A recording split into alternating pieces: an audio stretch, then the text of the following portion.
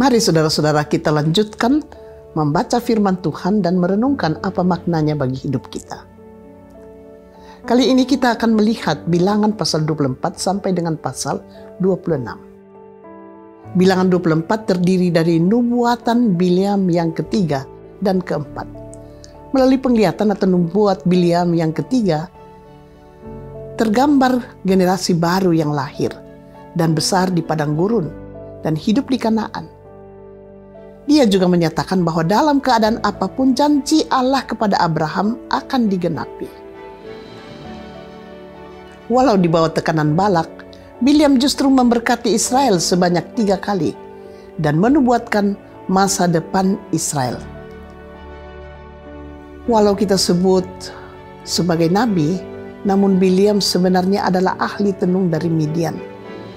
Dinubuatkan juga bahwa Israel akan menghancurkan Moab dan bangsa sekitarnya, yaitu Edom, Seir, Amalek, Keni, Asyur, dan Heber, dengan bintang dan tongkat yang adalah lambang kedaulatan raja di timur, tengah, di zaman itu.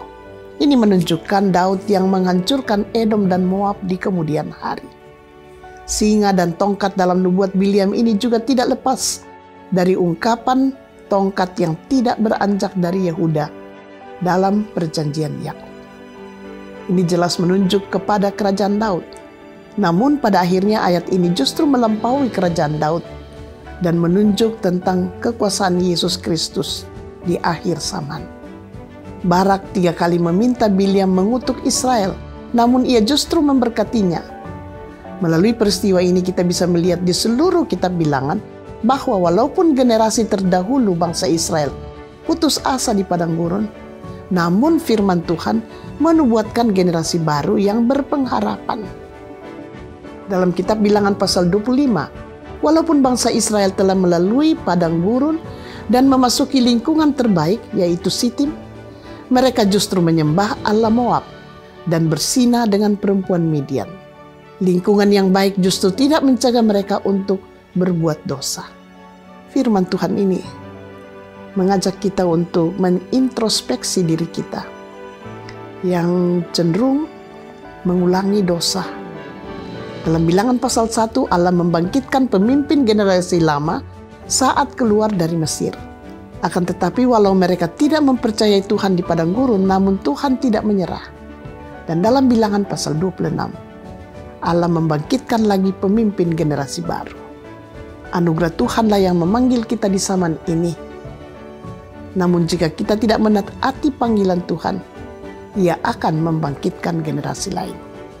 Mari kita berdoa agar kita tidak menjadi seperti generasi pertama yang tidak taat ketika dipanggil Tuhan.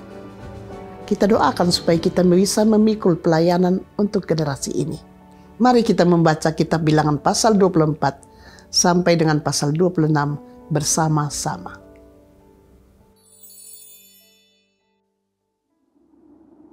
Ketika dilihat Bileam bahwa baik di mata Tuhan untuk memberkati Israel, ia tidak mencarikan pertanda lagi seperti yang sudah-sudah, tetapi ia menghadapkan mukanya ke arah padang gurun. Ketika Bileam memandang ke depan dan melihat orang Israel berkemah menurut suku mereka, maka roh Allah menghinggapi dia. Lalu diucapkannyalah sanjaknya, katanya, "Tutur kata Bileam bin Beor, tutur kata orang yang terbuka matanya, tutur kata orang yang mendengar firman Allah, yang melihat penglihatan dari Yang Maha Kuasa sambil rebah, namun dengan mata tersingkap. Alangkah indahnya kemah-kemahmu, hai Yakub, dan tempat-tempat kediamanmu, hai Israel, sebagai lembah yang membentang semuanya, sebagai taman di tepi sungai, sebagai pohon gaharu yang ditanam Tuhan, sebagai pohon aras di tepi air. Air mengalir dari timbanya, dan benihnya mendapat air banyak-banyak. Rajanya akan naik tinggi melebihi Agag, dan kerajaannya akan dimuliakan. Allah yang membawa mereka keluar dari Mesir adalah bagi mereka seperti tanduk kekuatan lembu hutan. Bangsa-bangsa yang menjadi lawannya akan ditelannya habis, dan tulang-tulang mereka akan dihancurkannya dan akan ditembaknya tembus dengan panah-panahnya. Ia meniarap dan merebahkan diri sebagai singa jantan dan sebagai singa betina. Siapakah yang berani membangunkannya? Diberkatilah orang yang memberkati engkau, dan terkutuklah orang yang mengutuk engkau. Lalu bangkitlah amarah Balak terhadap Bileam, dan dengan meremas-remas jarinya berkatalah ia kepada Bileam, "Untuk menyerapah musuhku, aku memanggil engkau. Tetapi sebaliknya, sampai 3 kali engkau memberkati mereka. Oleh sebab itu, enyahlah engkau ke tempat kediamanmu. Aku telah berkata kepadamu, aku telah bermaksud memberi banyak upah kepadamu, tetapi Tuhan telah mencegah engkau memperolehnya." Tetapi berkatalah Bileam kepada Balak, "Bukankah telah kukatakan juga kepada utusan-utusan yang kau kirim kepadaku? Sekalipun Balak memberikan kepadaku emas dan perak seistana penuh, aku tidak akan sanggup melanggar titah Tuhan dengan berbuat baik atau jahat atas kemauanku sendiri. Apa yang akan difirmankan Tuhan, itulah yang akan kukatakan. Dan sekarang, aku ini sudah hendak pergi kepada bangsaku. Marilah, kuberitahukan kepadamu apa yang akan dilakukan bangsa itu kepada bangsa di kemudian hari." Lalu diucapkannyalah sanjaknya, katanya, Tutur kata Bileam bin Beor, tutur kata orang yang terbuka matanya, tutur kata orang yang mendengar firman Allah dan yang beroleh pengenalan akan Yang Maha Tinggi, yang melihat penglihatan dari Yang Maha Kuasa, sambil rebah namun dengan mata tersingkap. Aku melihat dia, tetapi bukan sekarang. Aku memandang dia, tetapi bukan dari dekat. Bintang terbit dari Yakub, tongkat kerajaan timbul dari Israel, dan meremukkan pelipis-pelipis Moab, dan menghancurkan semua anak Sem. Maka Edom akan menjadi tanah pendudukan, dan Seir akan menjadi tanah pendudukan musuh-musuhnya itu. Tetapi Israel akan melakukan perbuatan-perbuatan yang gagah perkasa. Dan dari Yakub akan timbul seorang penguasa yang akan membinasakan orang-orang yang melarikan diri dari kota. Ketika ia melihat orang Amalek, diucapkannyalah sanjaknya, katanya, Yang pertama di antara bangsa-bangsa ialah Amalek, tetapi akhirnya ia akan sampai kepada kebinasaan.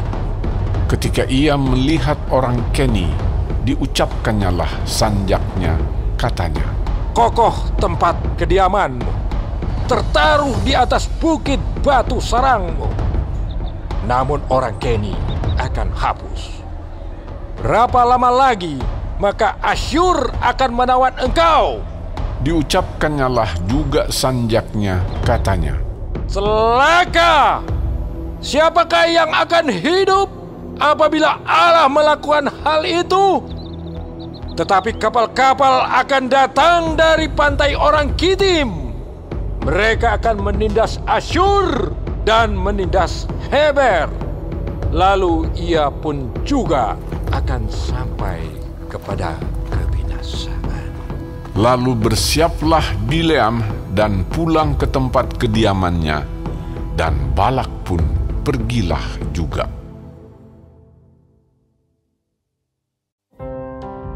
Sementara Israel tinggal di Sitim, mulailah bangsa itu berzinah dengan perempuan-perempuan Moab. Perempuan-perempuan ini mengajak bangsa itu ke korban sembelihan bagi Allah mereka, lalu bangsa itu turut makan dari korban itu dan menyembah Allah orang-orang itu. Ketika Israel berpasangan dengan Baal Peor, bangkitlah murka Tuhan terhadap Israel.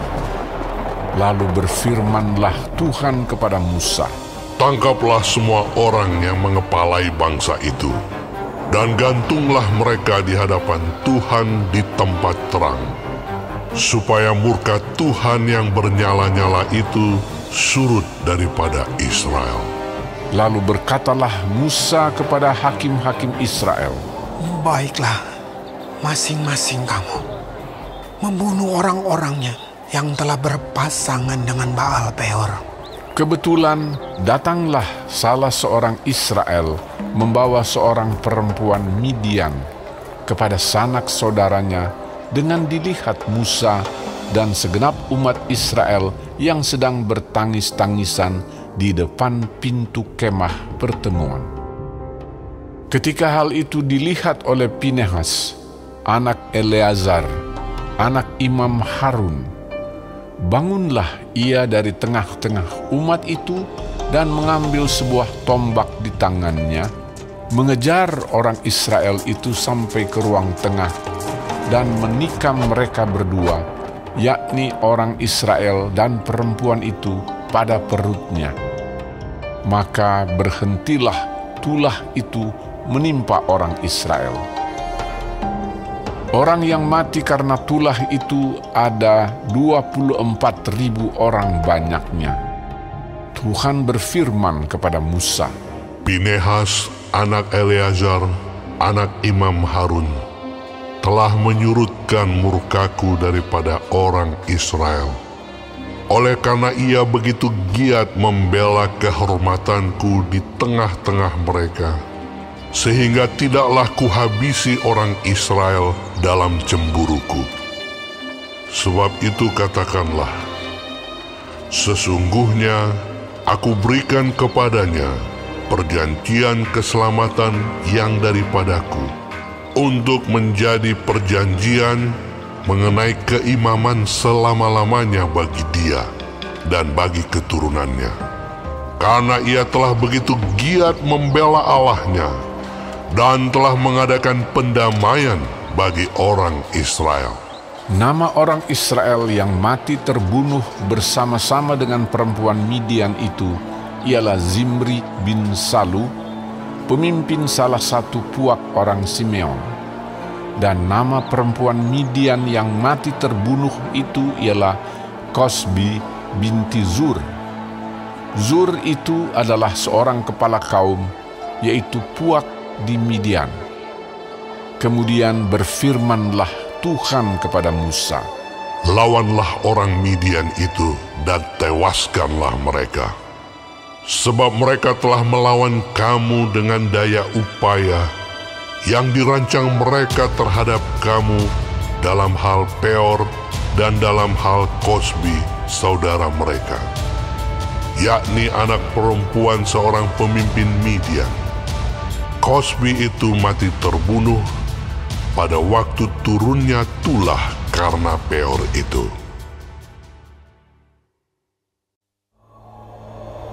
Sesudah tulah itu berfirmanlah Tuhan kepada Musa dan kepada Eleazar, anak Imam Harun, "Hitunglah jumlah segenap umat Israel yang berumur 20 tahun ke atas menurut suku mereka, semua orang yang sanggup berperang di antara orang Israel."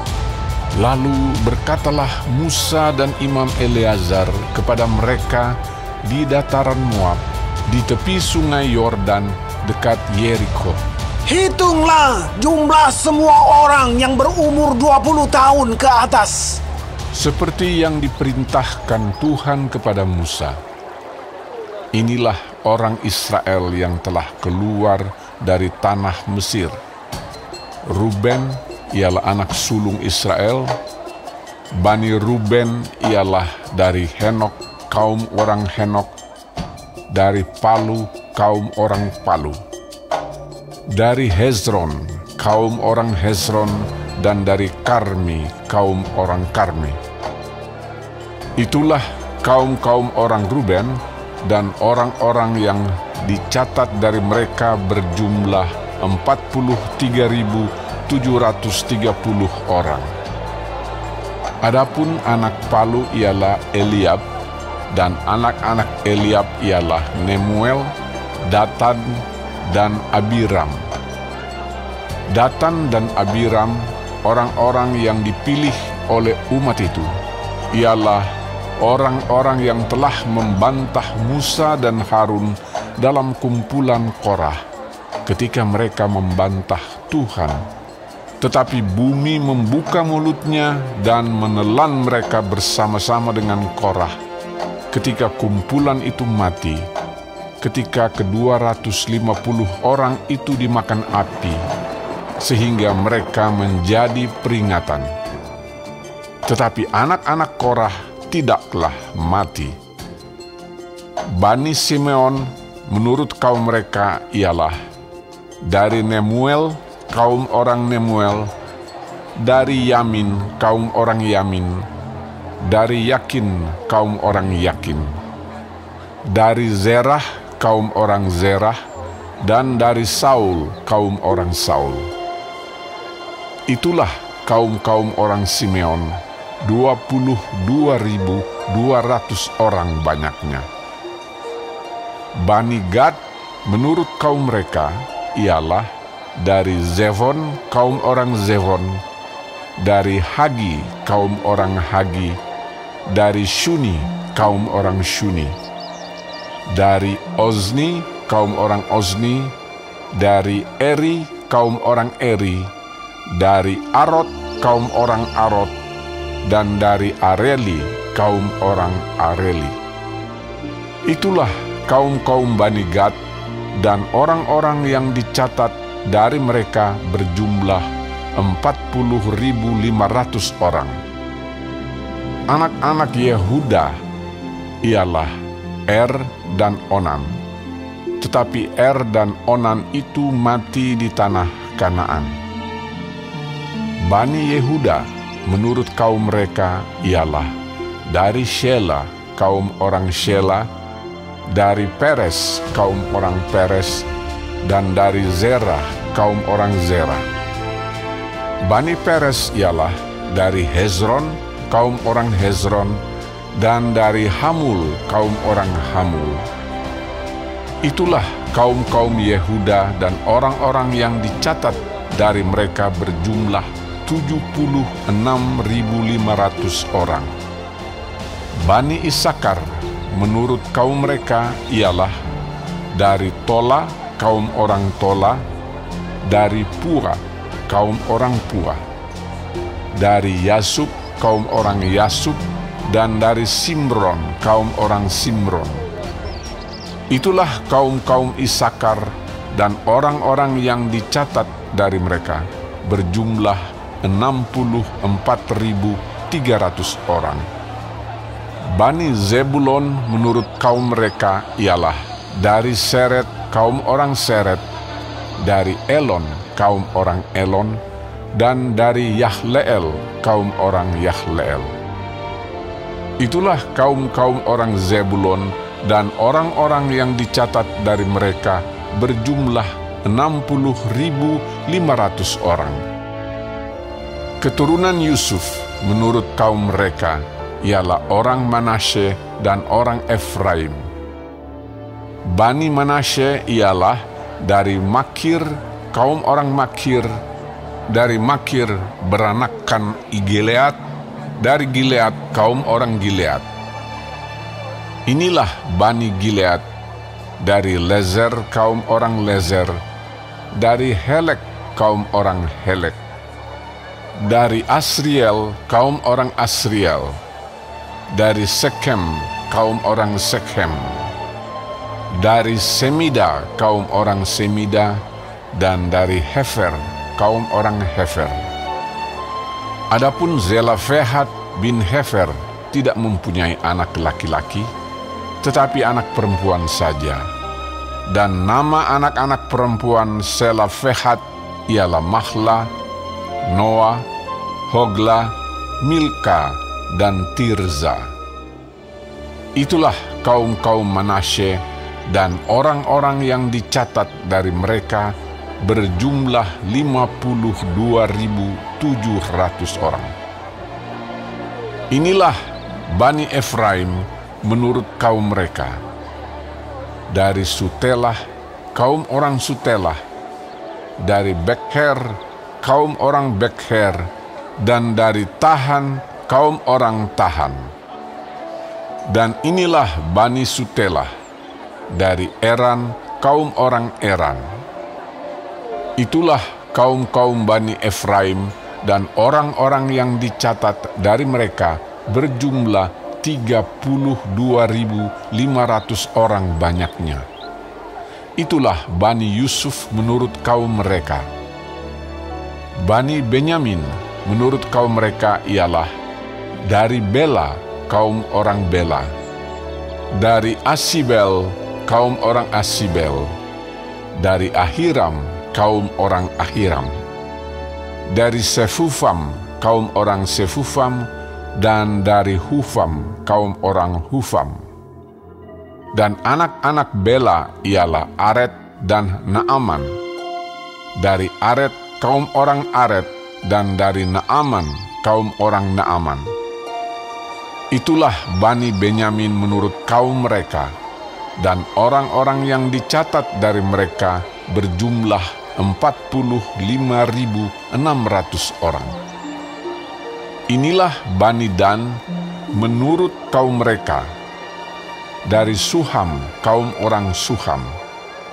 Itulah kaum-kaum Dan menurut kaum mereka. Segala kaum orang Suham, orang-orang yang dicatat dari mereka berjumlah 64.400 orang. Bani Asher menurut kaum mereka ialah dari Yimna, kaum orang Yimna. Dari Yisvi, kaum orang Yiswi. Dan dari Beria, kaum orang Beria.